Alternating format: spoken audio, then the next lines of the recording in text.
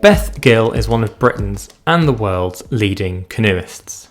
In 2022, she became C1 short course marathon world champion, and she's hoping to qualify for the Paris 2024 Olympic Games in the C2 500 metre sprint.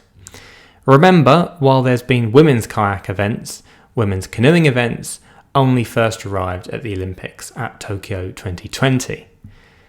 But there's much more to Beth than just her sport. She's become a passionate advocate for raising awareness over the pollution in our rivers and waterways, as well as their ecological importance. The situation is serious. To put it into perspective, Beth says that in training, it's almost expected by some that you will get sickness bugs along the way. That can't be acceptable. In this episode, Beth explains why she is so passionate about this issue, as well as how it inspired her choice to take up a university course in this area. We also delve into her journey in canoeing, which hasn't always been smooth sailing. She transitioned to the sport in 2014 via the Girls for Gold programme, with her first experience in the canoe not getting off to the best start. But she also tells us about being dropped from her then British canoeing programme 5 years ago, something that has taught her valuable lessons and helped her get back to where she is today, with the Olympics firmly in her sights. We hope you enjoy the episode. Beth, welcome to the podcast, and of course, thank you so much for taking some time out of your day to have a chat with us on the show. For some context to those listening, we're recording this just before Christmas. How are things at the moment? What with going into that festive period, but I suppose still keeping on top of the sporting side of things as well? Yeah, it's pretty busy. It's quite it's a full year coming up, obviously, with games and qualification. This is our winter training sort of period. So our season runs from April sort of through the summer months. And so right now we're just fitting in quite a lot of volume, gym work, bit of running, which I quite like. We sometimes we can train abroad where it's a bit warmer, so it's a little bit chilly. There's been quite a lot of rain this year, which causes a bit of flow on the rivers. But no, it's cool. Yeah, I Yeah, enjoy it. absolutely. I was going to say as well, how are you with kind of this, the period, the season, if you like, because obviously for a lot of people, a lot less daylight, it can be a bit energy zapping to even contemplate going for something like a run. Does that kind of come into your mindset as well? But obviously you're an elite athlete. It's kind of quite an important part of what you do. Yeah, I'll be completely honest. It probably depends on the day. If you catch me on a good day, I love it because I like the volume and I like just going out and training and the gym. I like running. You catch me on like a tired day when like the days are shorter and you're trying to get up when it's dark and you're going out training when it's still dark in the afternoon, then I'm probably not quite so happy. But it's like on a whole, I do look forward to this time of year. So Yeah, absolutely. And that's like you're saying, I suppose it's a little bit calmer out of season compared to when you're in season as well. We'll talk obviously a lot more about the sporting side of things and all things canoeing later on in the chat. But I'm kind of going to dive into something that I know is a cause that's close to your heart, namely raising awareness of pollution within our rivers and waterways, something I'm sure plenty of us are seeing a fair amount of media coverage on, particularly in the recent years, as well as kind of their ecological importance and their importance to our way of life, essentially. What was it that I suppose first opened your eyes to the scale of the problem? Obviously, your sport ties into it a little bit because of where it happens to take place. But I imagine was there that moment or first instance that I suppose really opened your eyes to what was going on? yeah. So, well, for context, when I was growing up and I was at school, I played hockey. So I wasn't really around rivers. I'm from Newcastle, so I drive over the River Tyne, and it's kind of central to our city. But I'd never really been on the rivers at all. So then I got into canoeing, and after a couple of years, I moved a lot of my training from sort of a centralized lake to the river, and spent, gosh, 20 plus hours just up and down the river. And we just start to see things that I guess if you like ordinarily would walk past or drive past a river and you go, oh, like it looks beautiful, you wouldn't always get to see. So you get to see the world from like not only like a beautiful like vantage point, but also you see some stuff that you wouldn't normally see. And at the same time, I then took up a degree at the University of Nottingham in natural sciences, but sort of gradually headed down the environmental sciences route.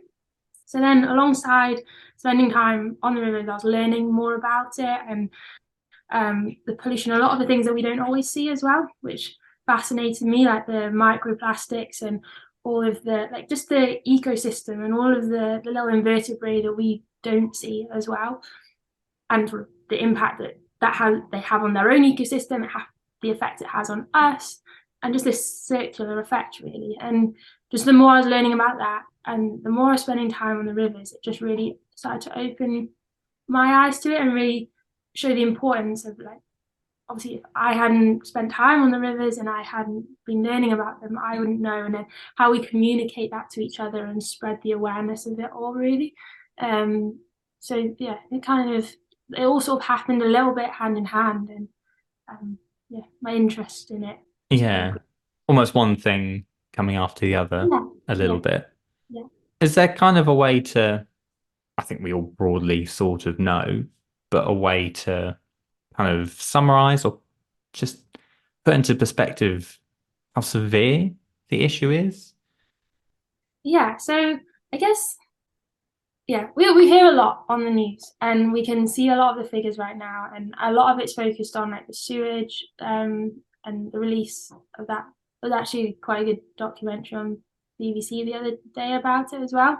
So it really is quite severe. If I said that like from an athlete perspective and my group that train on the river, it's quite frequent that we actually call it Trent belly.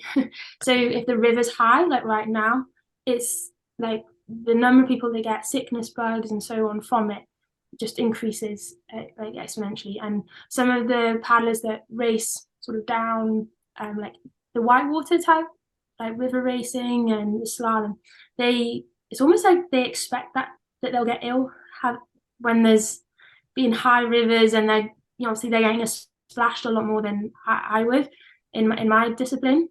And I think to me that just really highlights how like we've almost come to accept, oh, it's just called Trent belly, I'll just get better in a few days. But actually, the how severe that is and the knock-on effect that has. Like I'm learning more now about how obviously like antibiotics and micro, all of this, it really does start to spiral.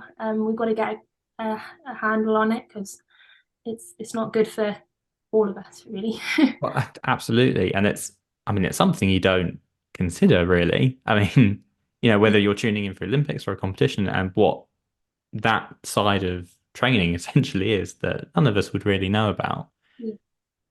And you say that expectation, is that something that you kind of take on yourself? I mean, I don't know if you've had something that's, that sickness bug or whether it's been something that's kind of really impacted you in your training. I suppose like luckily for me, I'm actually not. I don't always experience it. I just we sort of it's just a well-known kind of thing around, Mm. and even like just like washing boats, making sure we don't spread things across different rivers, and um, hearing about it, communicating about it all. It's like I think it's kind of just like it's part of the parcel, which in the sport, and I don't think that's not very good at all. And I think it's then the knock-on effect, even if like you're not on the rivers, like obviously it's not just kayakers, there's rowers, there's supboards, open water swimming. Like I think it's great that people want to get outdoors and use our natural environments to go and do sport. Um, but it's like it's a not a nasty side effect that can happen. And like we like as a country, I don't think it's acceptable that like we wouldn't put sewage on our streets. Why would we do that in the rivers? And actually, I think people sometimes think, oh, I just put it down the river and I'll never see it again. But that's not true. It comes back around. And as humans, we're probably quite selfish. And I think it's realizing that actually when we cause this damage, it's going to come back round and impact us again. Like I think sometimes that's the only way to communicate, because I think sometimes people just think, oh, it's not going to bother me again. I don't spend time on the rivers. I don't like, I think it's not a great mindset that we all have, but I think yeah, unfortunately that's kind of sometimes the way.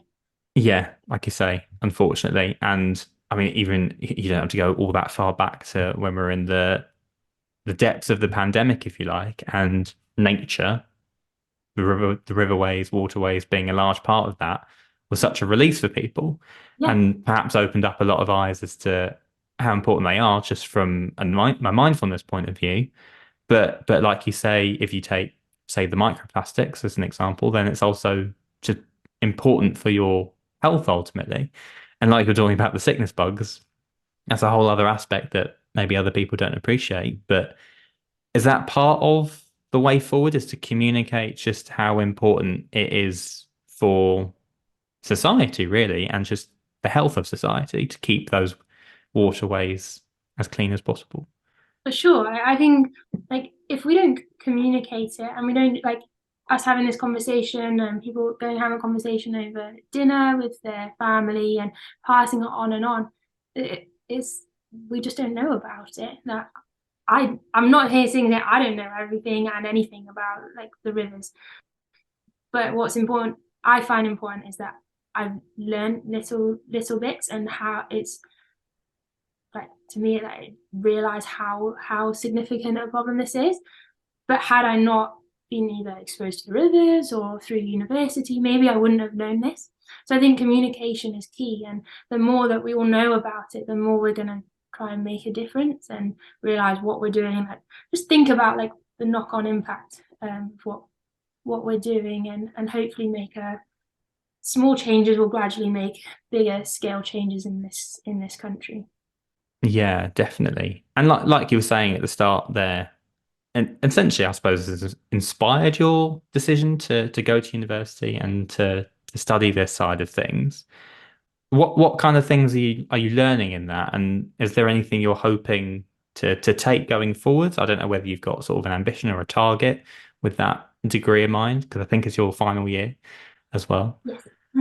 Yeah. So, well, if I'm going to be honest again, this year a lot of it's focused on sport and achieving in that side, but there is some cool opportunities coming up. Just like again, for me, I just look when I was growing up, I love sport, and if I'm probably my studies came second to sport. Not everyone agreed with that one, but that was my way. Whereas now, actually going through this, through the degree and with my sport, it's opening up opportunities for further study, particularly in the area of rivers, and also just other opportunities along that road. So it's definitely something I'd like to continue to go down, just keep opening doors. That's kind of my philosophy of a lot of things, is like open as many doors as possible and go through the one that excites you most, and then start it again. So that's that's kind of where I go with it. As long as you're enjoying it, it's cool.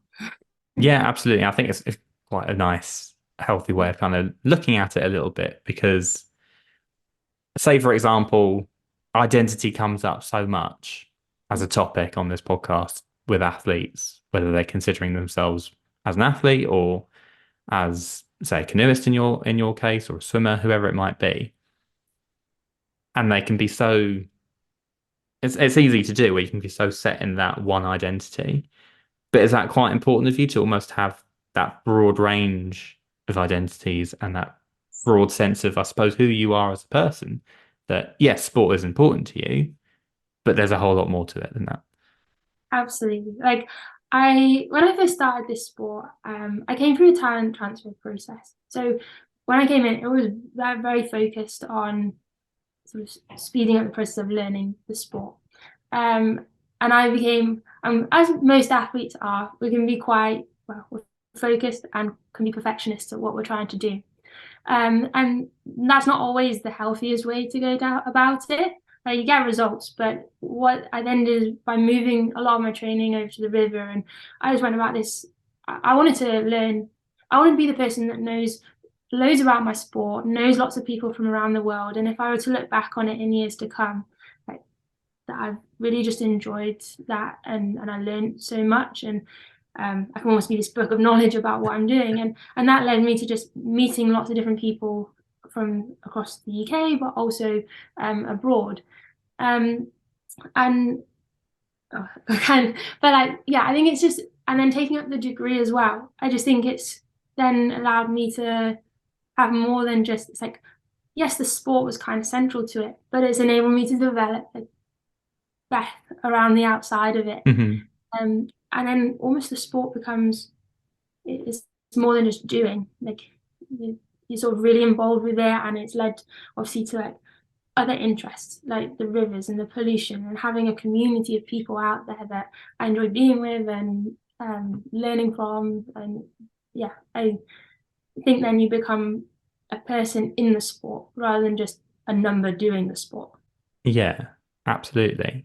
Was I don't know, was that something that took a bit of time to build, a bit of time to realize, and how do you think it's almost shaped you into the person you are today?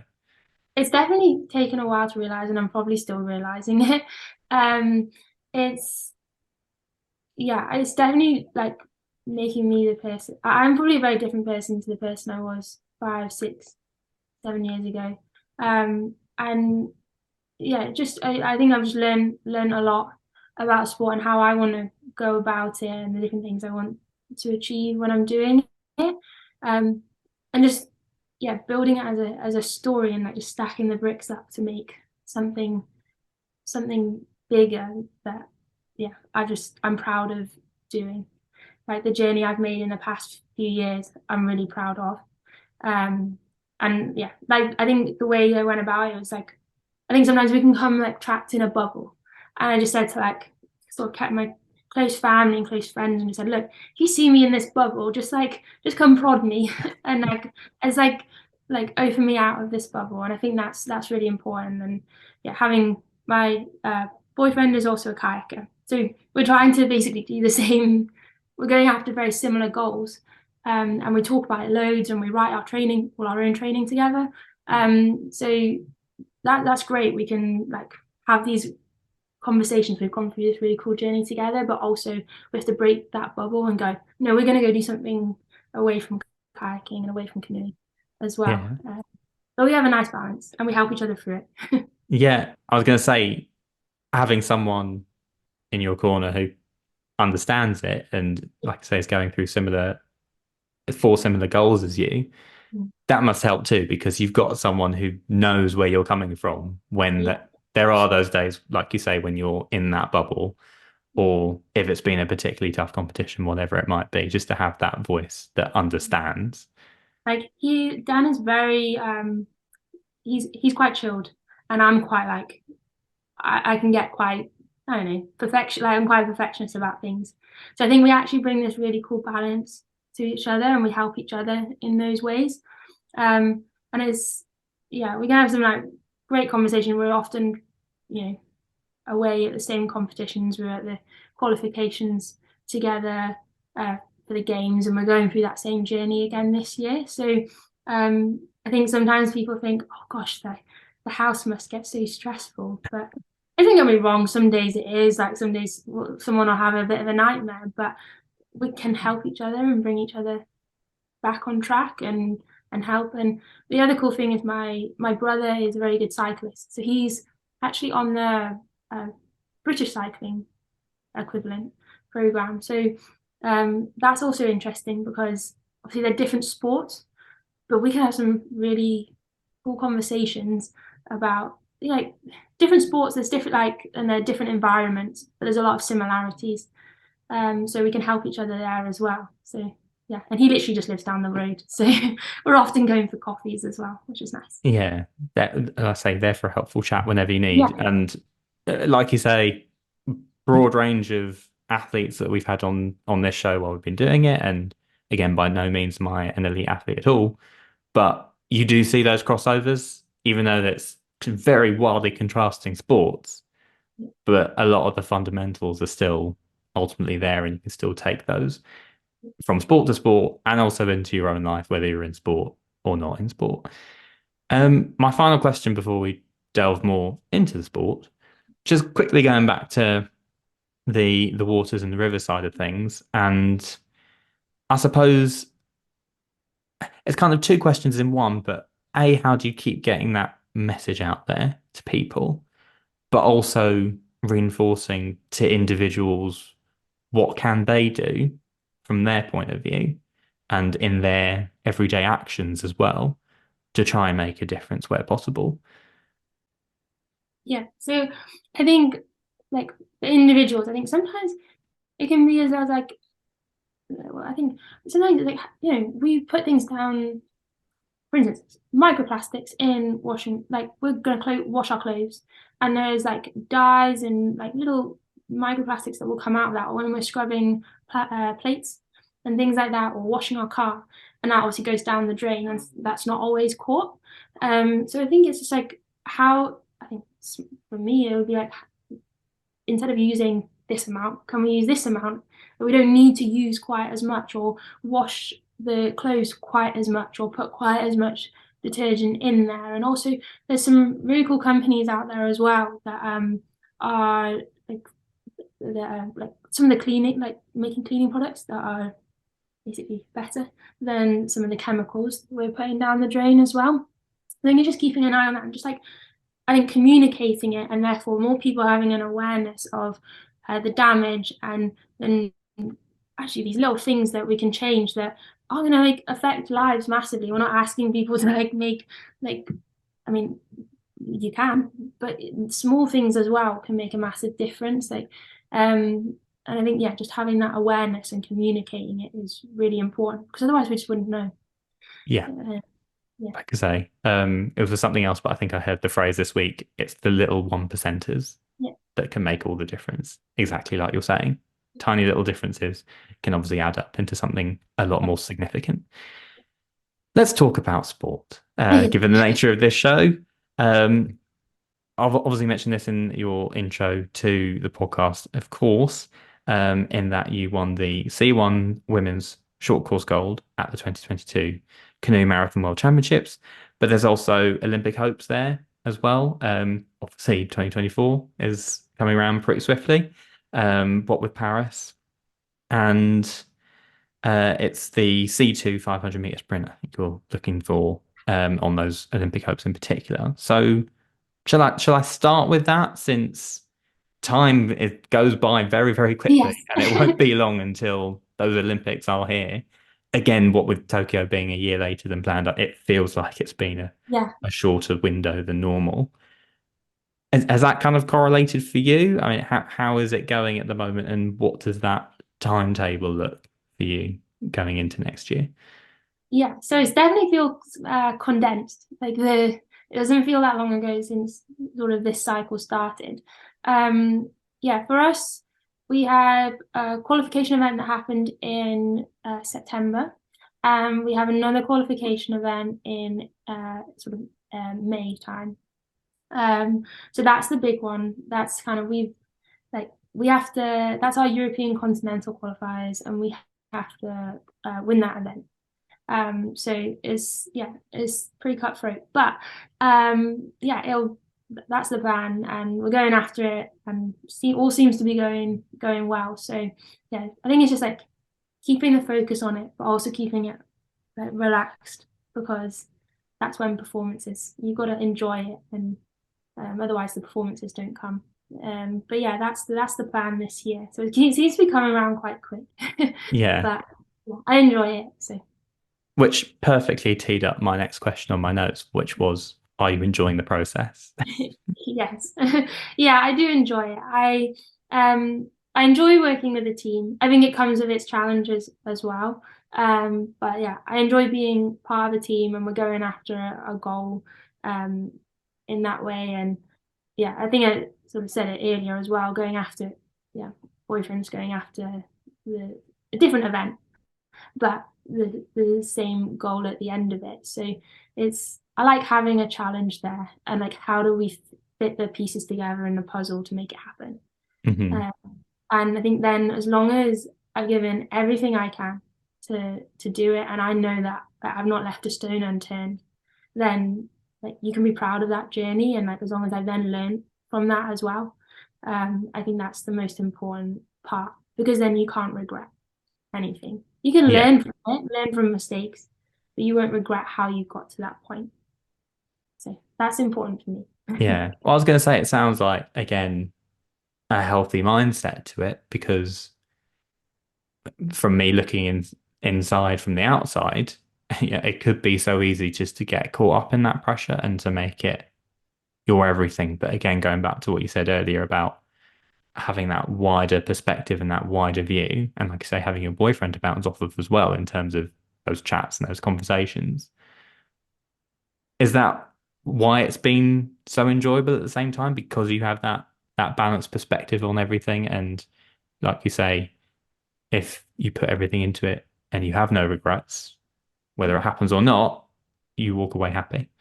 Yeah, I think so. Like basically, like the story goes about 5 years ago, we were both taken off the program, kind of just told to go do something different. Like we probably didn't have, they're like, it's not really for you. And that was quite a hard one to take. I'd just come off of quite a big injury as well. And so we sat down, the two of us together, and I made this pyramid, this 5 year plan. And we've just gone out, obviously we've had the lockdown in there as well, just to throw another curveball in. So it's been pretty challenging to do it. But there's so many things that I've like done in these past 5 years that I look back on and go, I don't know how I did that, but I'm really proud of doing it. And just continue like, yeah, we made this 5 year pyramid. I'm just gonna like see that out and then take from that the learnings from that into the next block because I enjoy canoeing, so I will keep going at it. But it's yeah, I think that's really important. It's just like I've set this target and like there was all these like little goals along the way, including all the marathons and the sprint stuff, and like seeing like knowing that we've put all this effort into it, enjoyed doing it is yeah, that's most important for me. Yeah. Was that moment getting taken off the program, has it turned out to be a blessing in disguise of sorts, almost like an essential reset at that time that you might have needed? Yeah, I think yes, because of the way that I went about it. So it could have gone one way or the other.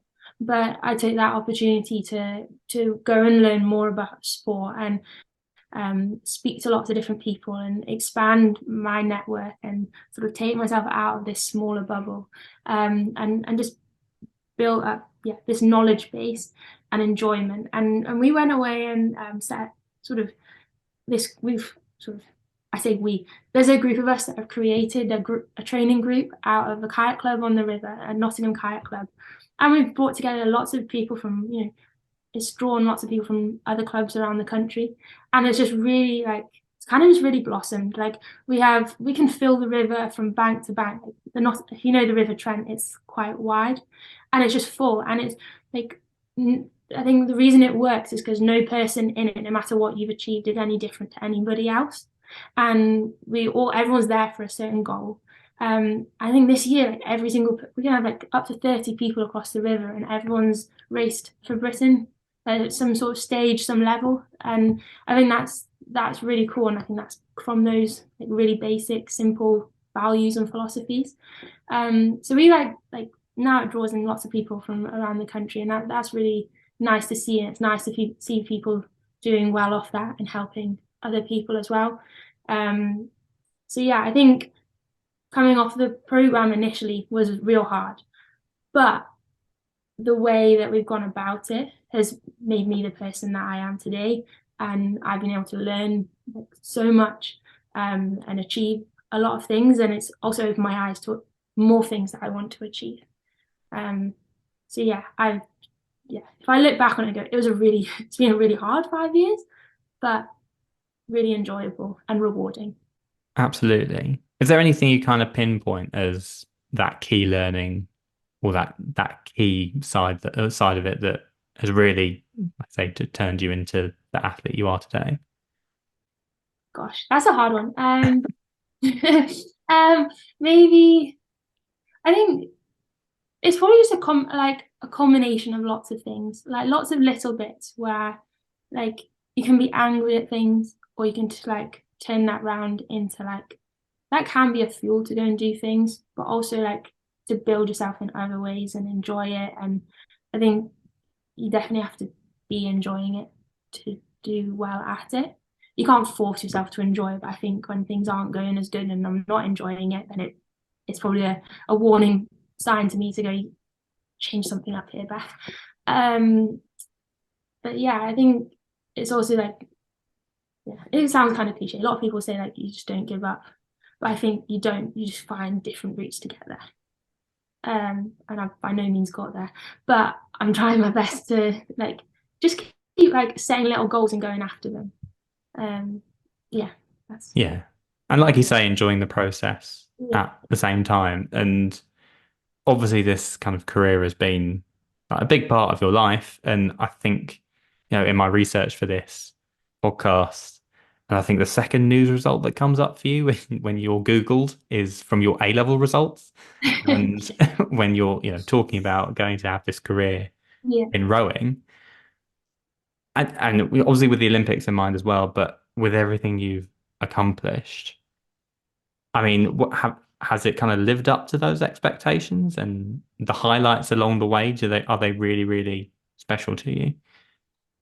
yeah. I think that the things that I've achieved in the marathon so far, I think because you like the worlds and that's more than that. That was a dream.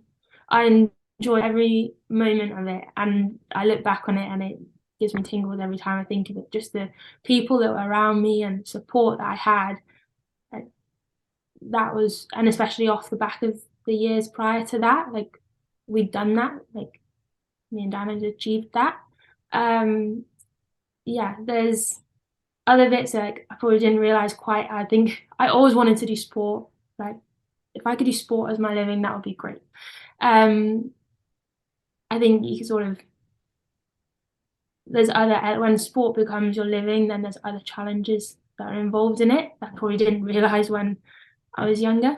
Um, but on a whole, like those achievements and building me to go through the journey that I have in the past few years, like yeah, I probably wouldn't change that. Mhm. And I wouldn't have expected it either when I started out. Yeah. And like I say, wanting to be in sport, it's a question I frequently ask, but it's a small question, but it's a deep question at the same Yeah. time. And you get various different answers. But can you sum up what sport means to you? I suppose meant to you at Yeah. the same time. As much as I kind of just said before, like sport, like being at sport is my everything. I enjoy it. I enjoy the people. I enjoy the feeling that it gives me. I enjoy the challenge of going after these goals that I've set. I yeah, I enjoy. I don't enjoy the lows, but I enjoy coming out of the lows. um, and yeah, it's kind of just this yeah, you can't predict things that are going to happen. Even when you get onto like when you get out there and you're racing, you're like you know what you can do, you don't know what anyone else can do. So there's all these kind of unknowns that you've got to kind of adapt to. And yeah, I think sport's fantastic. Doesn't matter what level it is. Like it's yeah, I just think everyone should be involved in sport in some way, and I just yeah, hope that people can find a sport that they enjoy. Because there's so many out there. Yeah, Yeah, I absolutely. hadn't started. I didn't know what canoeing was when I was at school, and it's kind of just came from that. I think I applied for the talent identification, the UK sport program, Girls for Gold. Just I was like, oh, it'll help my hockey. And the more I got, like, the more I just got addicted to canoeing, and it was a challenge that I wanted to take on. And I was rubbish at the start. I was falling in all the time. And I think the first race that I did, we had these buckets that you got to go into. And I got into the bucket and I was so happy. And then this crosswind came in and we paddled on one side and it just like took me out the side of the bucket and I just couldn't get back in. So when everyone else finally got into the buckets, I was facing the other way. And it was mortifying. I think I cried so much. And actually now Dan now says to me he watched that race and he laughed at me. He didn't know who I was, but he laughed at me. And but yeah, it's just then like just this challenge that I kept going at. Um, and yeah, I'm still trying to go at because it still throws curveballs in at me, and there's still so much more that I want to do. Um, but yeah, I I love sport.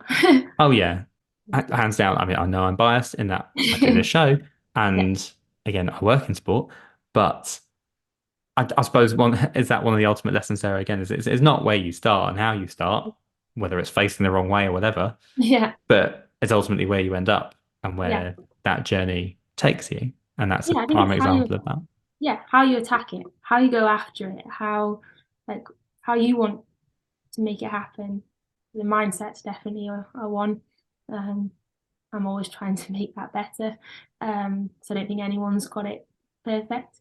But yeah, I think it doesn't matter like what sport it is. Like even hockey, I don't think I started that till I was, gosh, probably I've been year 9 or 10 at school.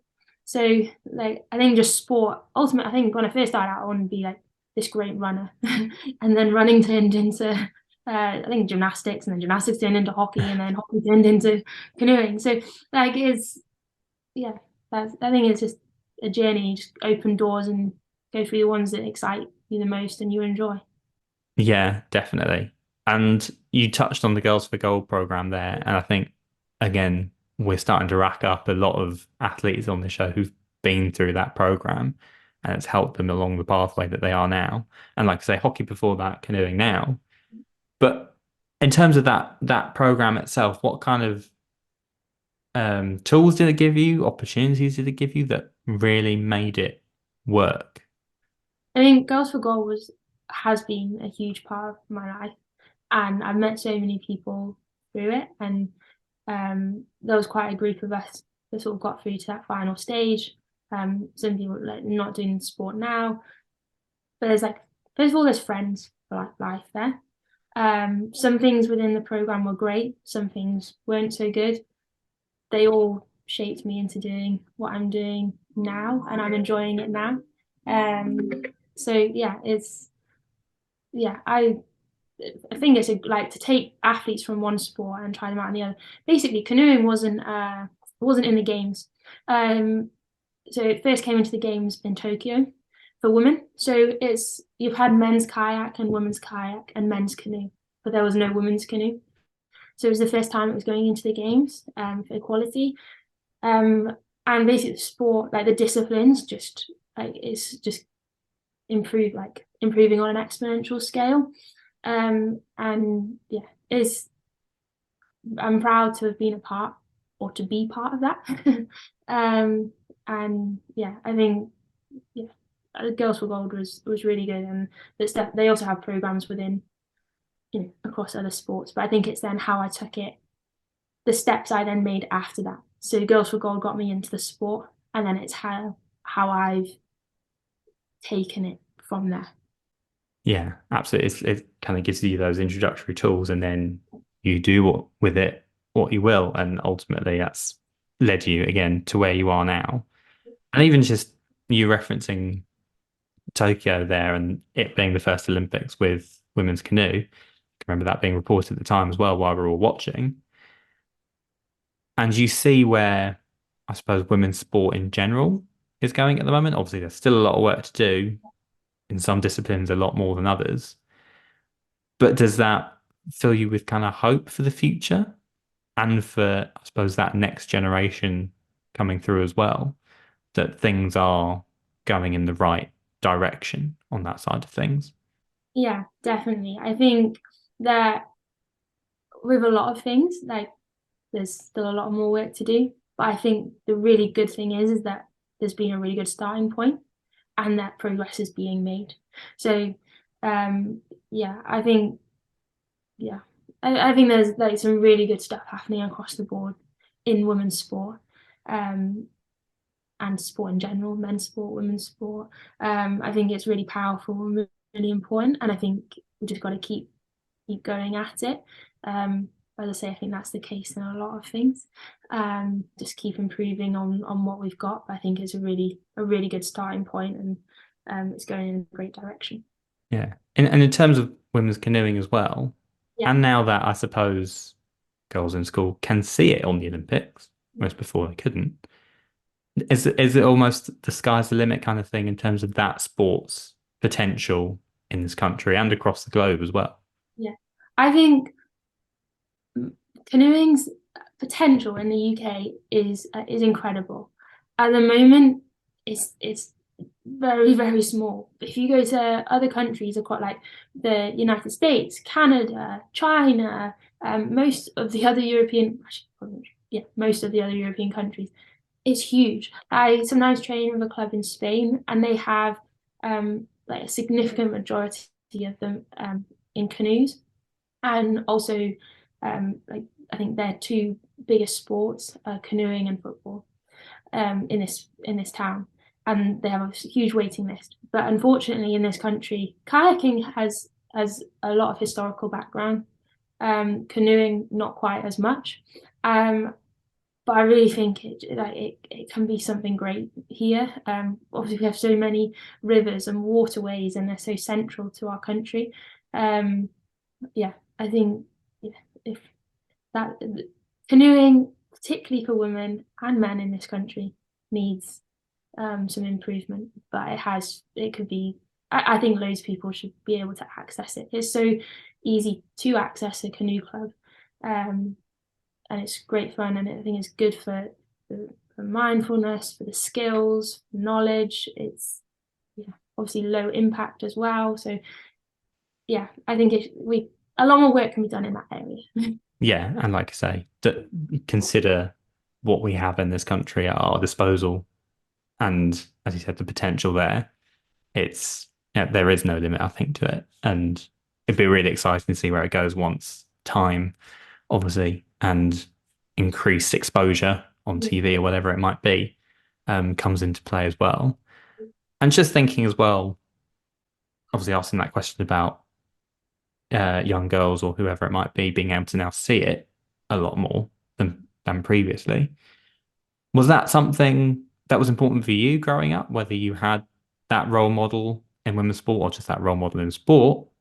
Again, whatever discipline it might be. I don't know if that was important for you growing up or whether that drive to be in sport, to have a career in sport was very much something from within, or perhaps those closer to you inspiring you to go down that line. Yeah, I think I remember watching. I was with my very best friend from home, and we watched. She was a swimmer, and we watched the swimming in, I believe it was Beijing, like on the TV. And to me, that was I don't even know exactly. I don't know what sparked it, but I just wanted to do that. I wanted to just be able to do the sport and go to these great and just do it full time.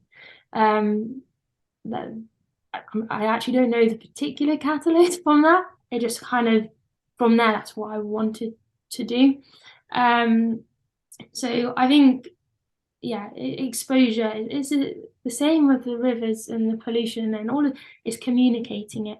Um, I looked up to some like very, very good athletes. But I think it's having that exposure and communication of how you get there. Like what have you got to do to get to that point?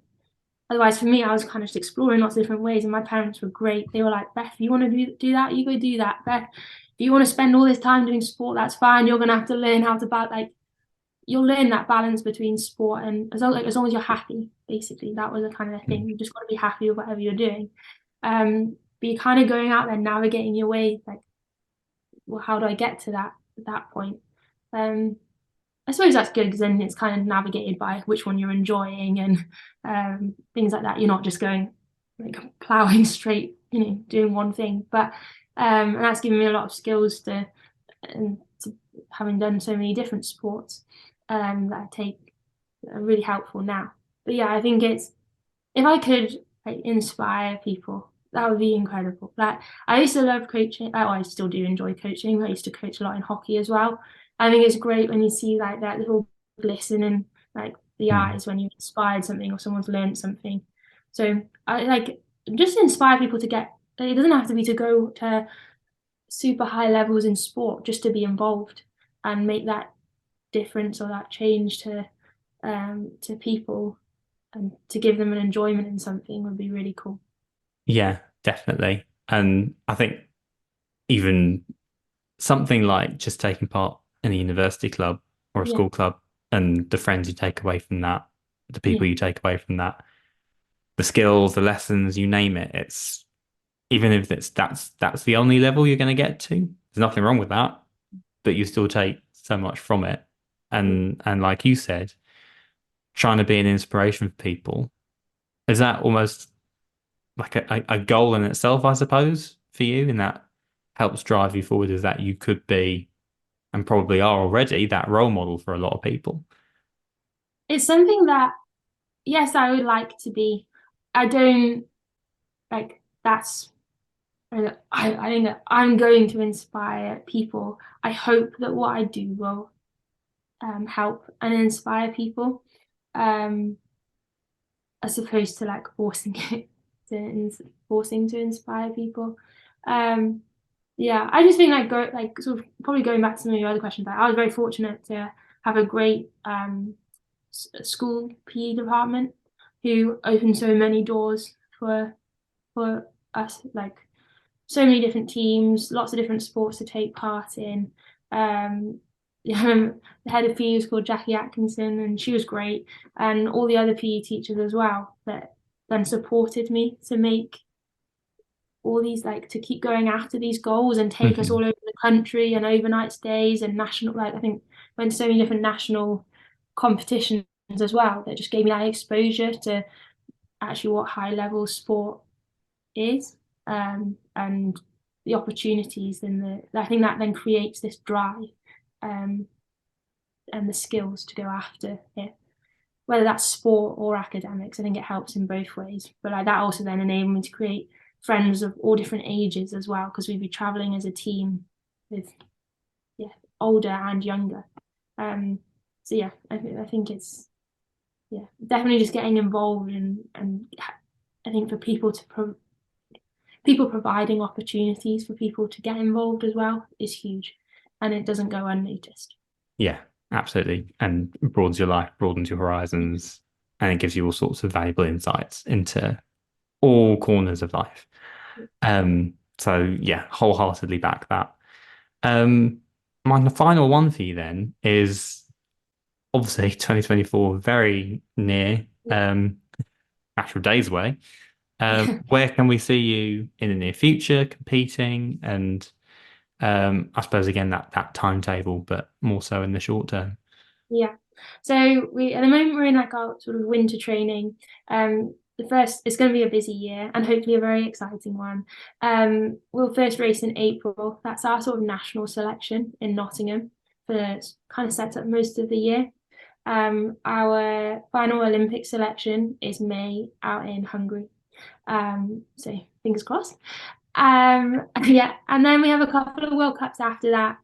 So European and World Championships as well around the Olympic Games. So I suppose at that point we'll work out where we're at and which ones we want to use like for experience into the games or other opportunities. And at the back end of the year, there's some really cool marathon races that I would also like to have a go at. Definitely. It's like I say, busy schedule, but Yeah, all very, very positive stuff. yeah, And yeah. as I'm sure everyone listening to this as well, along with all of us here, will be keeping those fingers crossed that Thank things you. pan out in the way you hope. And when they do come around, be great to see you competing at those Olympics when they do come around. Thank you so much, Beth, Thank you very for much for joining the having show. me. Like I say, lots of important topics of conversation, whether it's about sport, identity, and those waterways as well. It's something we haven't actually touched on before. So I think people can take a lot of things away from that in terms of awareness. But like you mentioned at the midway point, those one percenters, those little actions as well to try and make a difference. And as I said, fingers crossed for Paris 2024. But thank you so much for coming on. Thank you very much for having me. Yeah, enjoyed time's flown by, so thank you. Yeah. A huge thank you to Beth once again for taking part in this episode, and also to the Athlete Media Group for the help in setting up the opportunity. We hope everyone enjoyed, and as I said there, here's hoping that Olympic dream comes true. Thank you to everyone for tuning into this episode of Sportspiel as we return for our new series in 2024. For more on the show, you can follow us on social media. We're on Facebook, Twitter, Instagram, and now also on TikTok. All of our handles are at SportspielPod. You can also visit our website to catch past episodes and find out more. The address is sportspielonline.com. That is it for this particular episode. You can join us next week, where you will hear from a very special guest in Ben Gallagher, a British Army veteran whose life was turned upside down after he was shot on active duty. Until then, it's a goodbye from me, and you will hear from us then.